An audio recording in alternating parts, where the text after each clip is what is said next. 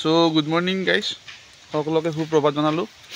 কি বুলি কয়, আজি যাই আছোঁ মুকালমুৱাত তাৰমানে ৰেচন কাৰ্ড দি আছে বোলে। ৰেচন কাৰ্ডখন এপ্লাই কৰিছিলোঁ, আহিছে। এতিয়া ৰেচন কাৰ্ডখন আনিব যাওঁ। বহুত দিন ভিডিঅ' দিয়া নাই, কাৰণ ঘৰতে আছোঁ, কিবা কিবি কৰি বা খেতিৰে কাম কৰি আছোঁ। কিন্তু সেইকাৰণে ভিডিঅ' কৰা নহ'ল, কাৰণ ভিডিঅ' কৰিব নে কামেই কৰিব। সেইকাৰণে ভিডিঅ' কৰা নহ'ল। ভাবিছোঁ আমাৰ শেষে হ'ব আস্তে আস্তে। আজি যেনেকৈ মুকালমুৱা চাইডে যাব লগা হ'ল। চাওঁ, মুকালমুৱা চাইডে যাওঁ, ৰেচন কাৰ্ডখন লৈ আহোঁ। ৰেচন কাৰ্ড তাৰমানে আজিকালি চৰকাৰে চবকে দিছে নহয়, যে যিবিলাক পেঞ্চন পায় তাহাঁতেও ৰেচন কাৰ্ড কৰিব পাৰে। যোনে ভাবি আছে চাগে পেঞ্চন পালে ৰেচন কাৰ্ড কেনেকৈ দিব, সেইটো নহয়। যে ৰেচন কাৰ্ড আজিকালি চবৰে, কেৱল চৰকাৰে চাকৰি কৰি থাকে সময়ত নিদিব। কিন্তু যদি চাকৰি অৱসৰ পায়, পেঞ্চন পায়, তেতিয়া সকলোকে ৰেচন কাৰ্ড দিয়ে চৰকাৰে। আপোনালোকে কৰিব পাৰিব। আপোনালোকৰ ধৰক ওচৰত যোনে ৰেচন কাৰ্ডৰ দোকান আছে, তাহাঁতৰ লগত কণ্টেক্ট কৰক। কণ্টেক্ট কৰি কামটো কৰি লওক সোনকালতে। ব'লক ৰেচন কাৰ্ডখন লৈ আহোঁ নাকি। কাৰ্ডখন আনিব যাব ৰ'ব। এই মুকালমুৱাৰ ইবাগ চাইডে ৰাস্তাটো কিন্তু ভাল বনাইছে দিয়ক, একদম বঢ়িয়া হৈছে একদম হাৱেটো। আহিলে আৰু বেছি টেনশ্যন নাই। আৰু কম সময়তে মুকালমুৱা আহিব এতিয়া। আজিকালি ইমান টেনশ্যন নাই মুকালমুৱাত আহিবলৈ।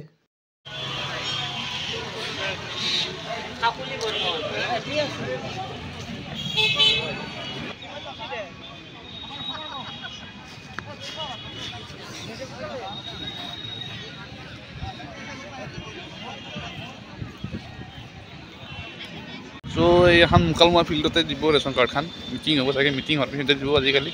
এতিয়া আমাৰ অসমত মিটিং ষ্টাৰ্ট হয় নাই ৰ'ব, এনে 10:30 টাইম হৈছিল, 11টা বাজিলে এতিয়া মিটিং ষ্টাৰ্ট হয় নাই। মিটিং ষ্টাৰ্ট হওক, তাৰে পিছত যাম একেলগে। জাষ্ট ঘৰ আহি পালোঁ। ঘৰ আহি ৰেচন কাৰ্ডখন দেখাই আছোঁ ৰ'ব কেনেকুৱা। এখনে ৰেচন কাৰ্ড, ৰেচন কাৰ্ড আহিছে এনেকুৱা কৰি। কিবা এটা এনুৱেল ইনকাম ধৰি দিছে। এনুৱেল ইনকামটো 3 লাখৰ না কিবা লাখৰ ওপৰত হ'লে নোৱাৰিব। 3 লাখৰ তলত থাকিলে আপোনালোকেও এনেকৈ বনাব পাৰিব। বা সঠিক মই নাজানিম কিমানৰ, কিন্তু এনেকৈ পেঞ্চনাৰো আজিকালি বনাব পাৰে। আৰু সুবিধা দিয়কচোন। ৰেচন কাৰ্ডখন হ'লে আপোনালোকে অটল অমৃত বা আয়ুষ্মান কাৰ্ড এনেকৈ বনাই ল'ব পাৰিব। এতিয়া আমি ধান চানকৈ গাইঠে অলপ আগতে আহিলোঁ তাৰে পৰা, মুকালমুৱাৰ পৰা আহি ধানৰ বস্তা গাই থ'ব লগা হ'ল। ধান ভৰাই আছে। এটা খানা খাম চিম্পুল চাই, পনীৰ, তাৰে পিছত পাঠাৰ মাংস চাংস আনিছোঁ। এনেকৈ অলপ তামপুৰি চনা খাব লাগিব অলপ। সেইকাৰণে এতিয়া মাহন বনাই আছে খানা চানা। এই ধানৰ বস্তা চিলাই আছোঁ ৰ'ব। ধানৰ বস্তা চিলা হওক, তাৰপিছত আৰু সেইমাখান ভৰাব আছেয়ে। আৰু আধা আধি ভৰাইছোঁ দেখি আছোঁ। এইমাখান চব ভৰা হৈছিয়ে, আৰু এইমাখান চিলাই আছোঁ। এইমাখান ভৰাব লাগিব ধান। আৰু সি ইয়াতে কিবা কৰি আছে। গধু কি কৰিছ? দে খান্দি থাক।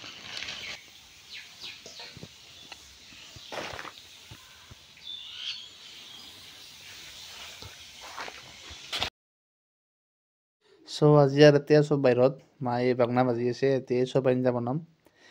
একেলগে খাম আৰু গোটেইখিনি ঘৰৰ মানুহখিনি, যিহেতু কামেই কৰিছোঁ। যিহেতু এই খোৱা লোৱা কৰা আন্ধাৰেই হ'ল, আন্ধাৰতে ঠাণ্ডা পৰিল অলপ, সেইকাৰণে অলপ সকলোৱে জুইবোৰত বহিলাক। সেয়ে এতিয়া ৰাতিয়ে হ'ল। কি বুলি কয়, আপোনাৰ ভিডিঅ' নবনালে নহয়, বহুত দিন ভিডিঅ' দিয়া নাই। ভিউটো কমি আহিব ধৰিছে, কাৰণ ভিডিঅ' দিয়া নাই কিয়, ঘৰত কাম বন দুনিয়াৰ চলি আছে, খেতিৰ কাম শেষেই হোৱা নাই। ভিডিঅ' কৰিব পৰা সময় পোৱা নাই ভালকৈ। কি কৰিব, এতিয়া দিনত খানাটো খালোঁ, সেইটোও ভিডিঅ' কৰিব নহ'ল, কাৰণ খানাটো খাই কিনে আৰু বস্তাই বান্ধি মাতান খেলা খেলিবই গ'লোঁ। সেইকাৰণে ভিডিঅ' কৰিব পৰা নাই, ক'বলৈ যাব পৰা নাই। কি কৰোঁ কি নকৰোঁ তাকে ভাবি আছোঁ। সেইকাৰণে এনেই অলপ ঘৰত বহি এনেই কাৰেণ্ট এফেয়াৰে অলপ চাই আছিলোঁ, বা ৰিজনিং এনেই অলপ পঢ়ি থাকিব লাগে বোলে মানুহ। এনে থাকিব নালাগে, যি পায় কিতাপ তাকে অলপ চলপ পঢ়ি থাকিব লাগে, নলেজটো বাঢ়ে বুলি কয়। ময়ো সেইকাৰণে অলপ চলপ পঢ়ি আছোঁ ৰ'ব।